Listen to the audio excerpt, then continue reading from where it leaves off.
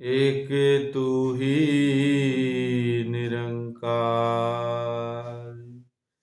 बोल सतगुरु माता सुदीक्षा सविंदर हरदेव जी महाराज की जय। निरंकारी राजपिता जी की जय।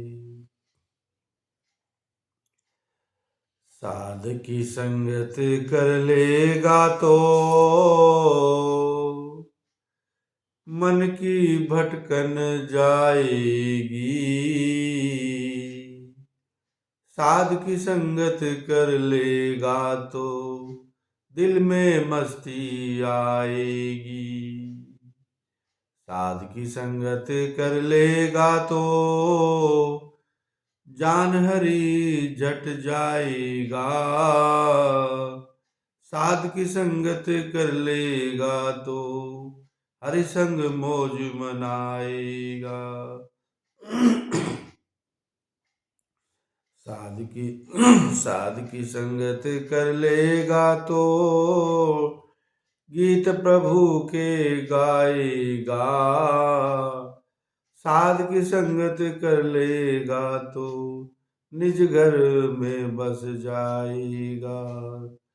साध की संगत कर लेगा तो 8 पहर मसरूर रहे।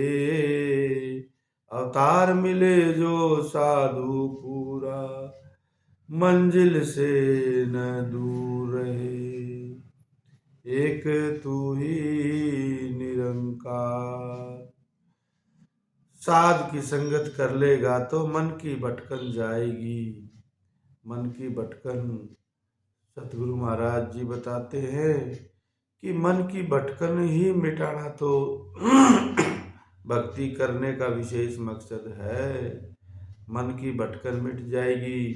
मन पता नहीं कहाँ कहाँ किस किस रूप में शरीर कहीं बैठा है और मन कहाँ पहुंचा हुआ है, कहाँ किससे हवा से बातें हो रही है।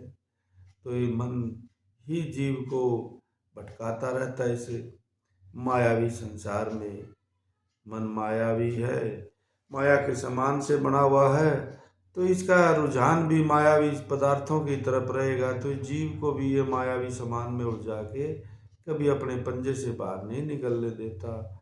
ये मन की भटकन मिटाना सिर्फ और सिर्फ नाम की कमाई करके, नाम का सुमरण करके और मालिक की भक्ति करके, गुरु के बताए अनुसार भक्ति करने का तरीका सीख के फिर इस मन की भटकन, इस मन को विश्राम अवस्था, इस मन को निरंकार से जोड़ के रखने से तब ये मन एक अपने ठहराव में आ जाएगा। मन का ठहराव आना ही बहुत बड़ी एक उपलब्धि है इंसान की। मन यदि ठहराव में नहीं आया है तो ये मन फिर चैन नहीं लेने देता है जीव को कभी। फिर कहते हैं साध की संगत कर लेगा तो जान हरि जट जाएगा। यदि संतों का संग रहेगा, सतगुरु का संग रहेगा, महापुरुषों का, ब्रह्म ज्ञानियों का संग रहेगा, तो ये फिर इस मायावी संसार से हटके इस निरंकार के रंग में रंगा हुआ जीव फिर मालिक की भक्ति में ही हर समय इस निरंकार की मौज में ही जीवन जीना शुरू कर देगा, प्रभु के गीत गाना शुरू कर देगा।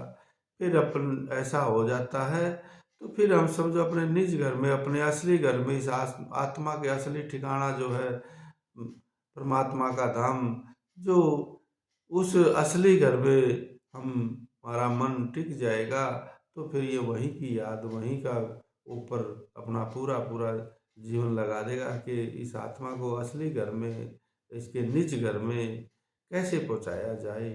फिर वो साथ संगत की शरण में रह के, सतगुरु की शरण में रह के, मालिक की भक्ति कर करके अपने हर समय इस आत्मा के कल्याण के लिए दिन रात लग जाता है। उसको इस संसार के पदार्थों से कोई लगाव नहीं रहता। फिर कहते हैं साध की संगत कर लेगा तो 8 पहर मसरूर रहे। फिर तो हर समय, हर पल, हर सांस के साथ उसके शरीर के अंदर से वो नाम की धुन चल रही है। उस नाम की धुन को ही सुनता है।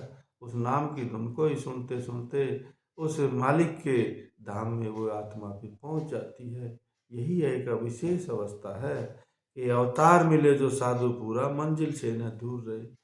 यदि सतगुरु पूरा मिल गया, हमारे जीवन में आ गया, सतगुरु की ऐसी अवस्था हमें मिल गई, तो फिर मंजिल हमसे दूर नहीं है। और मनुष्य शरीर का मकसद भी है इस आत्मा के कल्याण के लिए, हमारी उस असली मंजिल को प्राप्त करना। इन्हीं विचारों के साथ प्रेम से कहिए धन निरंकार जी।